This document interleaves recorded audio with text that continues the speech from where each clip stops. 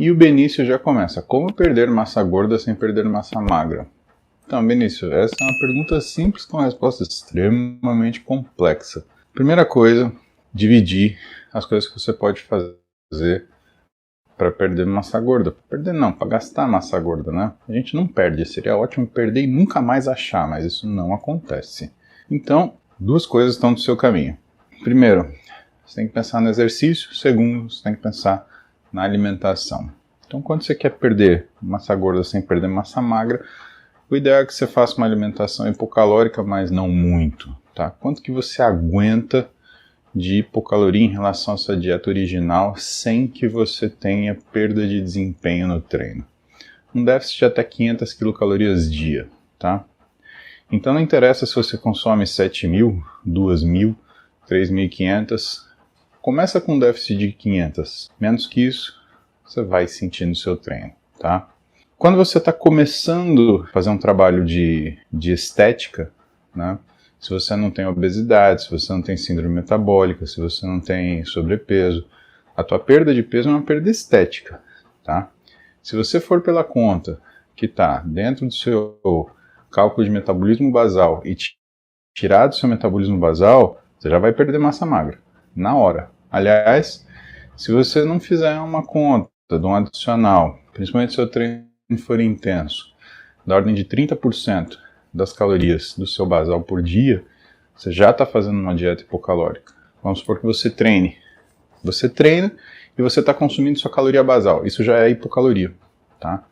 Então, não recomendamos. Isso daí é uma medida bem braba, bem grosseira no final, que faz com que você tenha um déficit calórico que vai te causar perda de desempenho e vai te causar perda de massa muscular. Tem um viés só.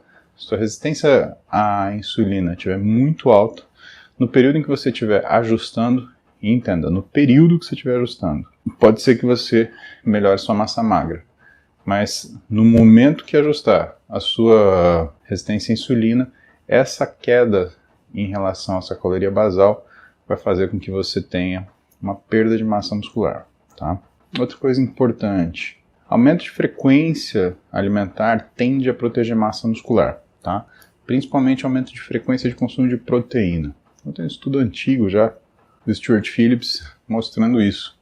Ele comparou se a pessoa consumisse proteína a cada 1 hora, se ela consumisse a cada 6 horas ou a cada 3 horas, o que era o melhor para o aproveitamento dessa proteína. Então, o melhor seria a cada 3 horas. A gente recomenda que você faça isso nos seus consumos de proteína, tá? E acho que a terceira coisa é o uso de suplementação em relação à alimentação, tá? Cuidado com os termogênicos. O termogênico ele aumenta o nível de estresse, então não necessariamente você vai emagrecer mais rápido, mas você vai colocar o teu organismo numa condição de déficit um pouco pior. E isso vai fazer com que a sua suprarrenal ela entre em ação, produzindo grandes quantidades de cortisol, fazendo com que você tenha dificuldade para baixar sua resistência à insulina e que você tenha a tendência de perder massa muscular, tá? Então não é muito bom negócio. Whey é protetor em relação à perda de massa muscular, né, que pode acontecer nas grandes perdas de peso.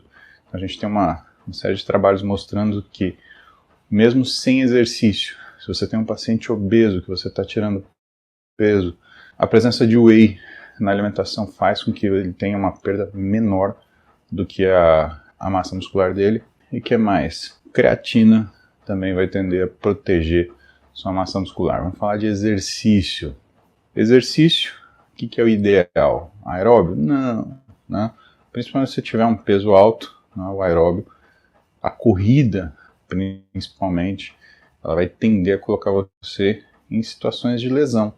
Ah, mas e outros aeróbios? Então, depende, né, do quanto você colocar de impacto em cada um deles. Bicicleta costuma ser seguro, aí depois vem o transporte, que é o elíptico. Aí, por último, corrida, que vai te dar dor no joelho, vai te dar dor na canela, vai te dar dor no tornozelo, vai te dar dor no quadril, vai te dar dor na lombar. E o que é imprescindível? Musculação. Musculação para quem quer perder gordura é imprescindível. Primeiro, porque ela protege a massa muscular, você está ativando a massa muscular. E segundo, porque ela remove gordura visceral. Então, você tendo um bom volume de treinamento, de musculação, isso ajuda você a emagrecer eficientemente. Retirada de gordura visceral é diminuição da inflamação.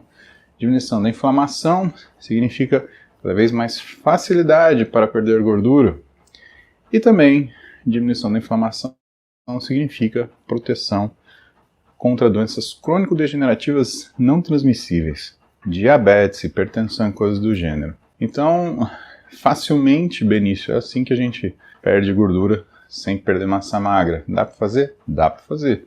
Agora, isso é um trabalho de minúcia, né?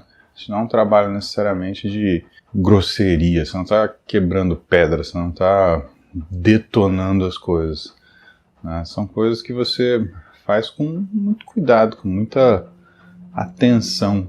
E o que eu chamo a atenção para você é que esse trabalho de minúcia, né, ele normalmente não é a forma que as pessoas elas fazem dieta, né? Normalmente as pessoas fazem dieta tirando caloria mesmo e fazendo, vamos fazer o hard way, vamos passar fome. Cara, essa é a melhor forma de você desistir que existe, né? Se coloca numa situação desconfortável, você vai ver que você vai ter problemas em relação à sua manutenção de massa magra. Não faça isso, não funciona. Quer dizer, funciona para piorar, né? Você até pode fazer, mas vai dar errado. Vai dar ruim, você vai perder massa muscular aos tons e a coisa não vai ser muito legal aí para o teu resultado final.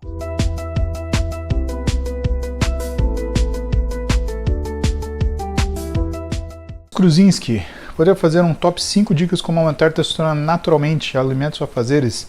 Estou na academia há 1 ano e até sair em 370. Lucas, cara, realmente está muito baixo, né? É estranho, porque assim, por mais que você tivesse treinado no dia, feito o exame, né, colhido na sequência do treino, não daria tão baixo assim.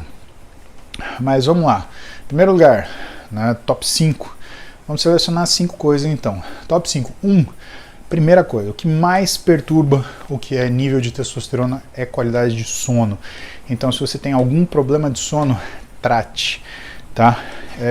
Não dá para ter você um sono ruim, né? Dentro, uma qualidade ruim, se acordar 1, 2, 3 vezes na noite, né, e ter uma testosterona boa. Isso daí não é compatível. Segunda coisa, também sobre sono. Precisamos bater pelo menos 7 horas de sono ininterrupto. Precisamos chegar nisso. Tá? Então isso é importante. Então as duas primeiras coisas se relacionam ao sono. Tá? Como a gente está falando de horas de sono aqui, essa janela do sono ela é interessante que seja entre 10 e 6, entre 11 e 7, né? Ou entre 10 e 5, 11 e 6. Tem que ser nesse horário. Não dá para falar assim, vou dormir 1 hora, acordo às 8. Não, ruim.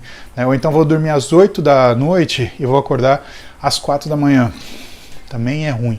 O horário ideal é você dormir entre 10 e 11 e você acordar entre 5 e 6, né? Se você, por conta do exercício, por conta de tudo isso. Pode ser que demande mais tempo, de acordo com o seu nível de treinabilidade. Se você treinar mais, né, pode ser que demande mais sono. Então, essas são as primeiras duas. Terceira, alimentação, tá? Na alimentação é um pouco mais complexo, por quê? Porque para você produzir hormônios, você precisa de um hormônio produzido na gordura que se chama leptina e que só é produzido quando você tem entrada de energia. Ou seja, se você tiver longos períodos de jejum, você não vai produzir leptina, por quê? Porque não tem entrada de energia para sair leptina. Se você tem saída de energia, o corpo não produz leptina, logo o seu hipotálamo não vai produzir o que são as liberadoras de gonadotrofinas, que é a quispeptina e o GnRH. Se você não tiver esses dois, você não tem, né, LH nem FSH, e se você não tiver esses dois, você não tem testosterona, tá? Então, essa é a questão da falta de energia. Isso pode acontecer se você tem uma alimentação errada, né? Se você come de forma aleatória, né? Come agora, fica 10 horas sem comer, aí depois come um montão, né? Ou acontece se você tem uma alimentação exagerada. Se você tem um excesso de caloria, você gera uma resistência à insulina e, portanto, uma resistência à leptina. Então, as últimas 3 dicas, as 2 são sobre o sono, as últimas 3 são sobre a alimentação. Em primeiro lugar, né, tem uma alimentação fracionada, isso é importante. Segundo, evite excessos calóricos ou picos calóricos em refeições. Tá? E terceiro,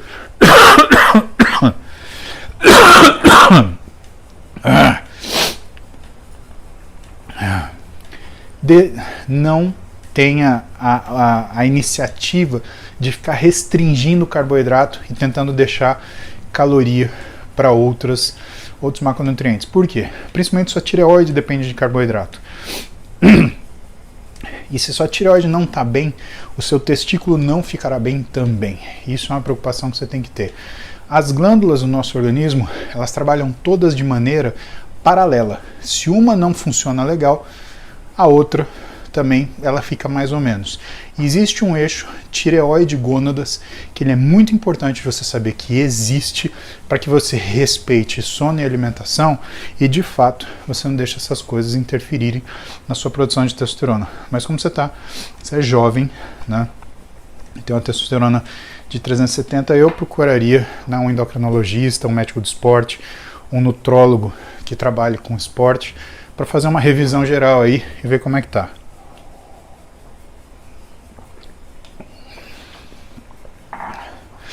Olha, pode ser que não tenha essas formações, mas eu vou falar uma coisa para vocês, né, sem falsa modéstia, tá? Eu sei muito o valor das coisas que eu sei o meu lugar, eu sei o meu valor, tá? Então, fazer esse diagnóstico, Lucas, ele é um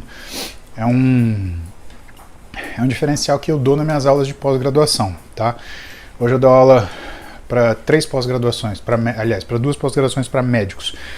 A pós da Forte, né, de medicina esportiva, e a pós da BWS, na Forte, quem cuida é o Jean Spray, e quem cuida da pós da BWS é o Glycon Michels, tá?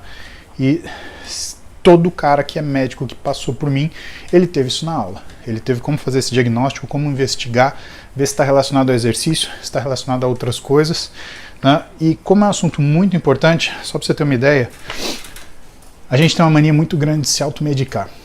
Isso é um grande problema, porque na farmácia você tem pelo menos 250 medicações que você compra sem receita e que são medicações comuns para automedicação que fazem com que você tenha disfunção da tireoide. E lembra que eu te falei das glândulas? Isso é muito importante. Se você tem disfunção em uma, você vai ter uma diminuição da função em outra. Então, às vezes, a partir de uma medicação que você toma, né, para dor, por exemplo, você tem uma disfunção da tireoide e que você cria uma disfunção nas suas glândulas, nas suas gônadas, e a sua testosterona vai para o beleléu. Tá? Então é importante, né, você ter essa noção. Fora as medicações que atingem a produção de testosterona, né, de forma direta. Né? Você tem algumas medicações para o estômago que faz isso, que são de uso comum, que normalmente a pessoa toma lá, vai lá e toma... sente um mal-estar no estômago, vai lá e toma essa medicação 2, 3 dias, já arrebentou. Alguns analgésicos, eles inibem o que é a produção de testosterona, tá? Principalmente, pessoal, já que a gente está falando nisso, né? Analgésicos baseados em opioide. Então, se você está acostumado a comprar alguns analgésicos aí baseados em opioide sem receita, né? Que contém, por exemplo, codeína, né?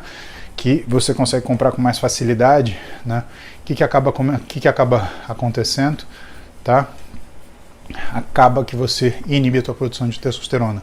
Os opioides são inibidores hipotalâmicos da produção de GNRH e quispeptina.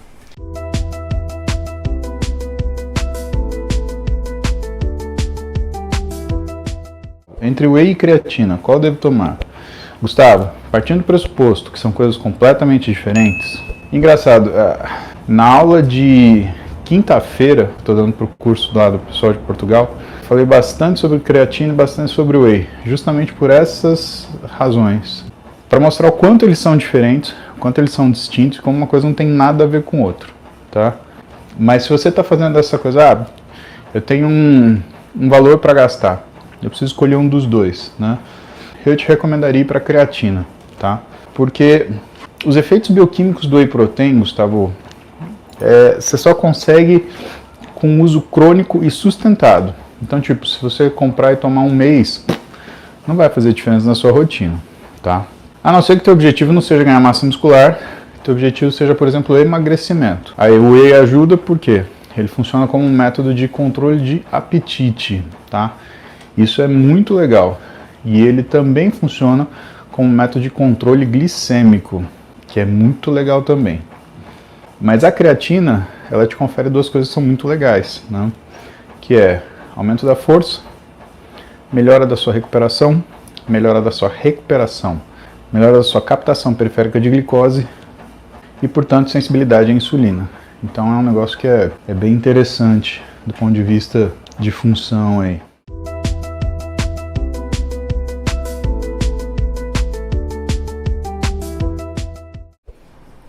Carol Melo, tenho 29 anos, tive 3 gestações, ganhei 30 quilos em cada. O mais novo tem 7 meses. Estou ainda 20 quilos acima do meu peso e comecei a fazer musculação e reeducação alimentar. Consigo perder a flacidez só com musculação? Sim. Agora, 30 quilos é bastante coisa e a gente precisa ver como é que está a sua condição de pele, tá? Então, condição de pele é muito importante porque muito daquilo que você vai confundir com flacidez é condição de pele. E condição de pele é uma coisa que importa no trabalho que a gente faz físico. Então, como a gente atende muita complicação, né? Então o pessoal que chega complicado por conta de alteração hormonal, né?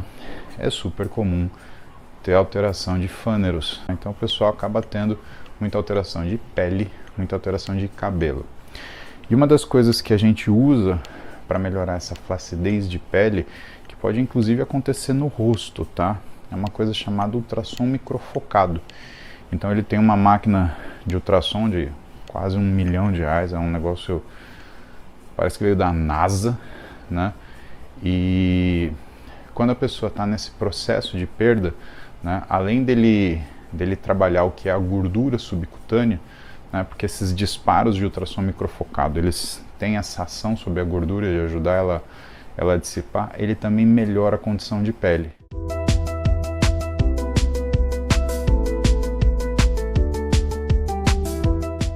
Zacarias, menos 25 quilos em 2 anos, musculação e dieta. Respondo o teste já há 12 meses, ela está em 280. Alexandre, não está não, cara. Se você está usando testosterona em gel, se a testosterona está 280, alguma coisa está errada, né? O range da testosterona é de 350 a 940, tá? O ideal é que você fique no terço superior, alguma coisa entre 550 e 800, tá? Ou 600 e 800, mais fácil para lembrar. Alguma coisa aqui não está legal, tá? Ou você está errando o jeito de usar, ou você está usando indo treinar, por exemplo, né? Tem muita gente que acha que tem que passar antes do treino. Não, testosterona gel sempre depois do banho, né? Porque o que acontece é que esse gel, se você passar, mesmo que ele absorva completamente, se você lavar, molhar o local, você diminui muito o que é a capacidade dele de ação. Existe uma ação residual que dura entre 4 e 6 horas, tá?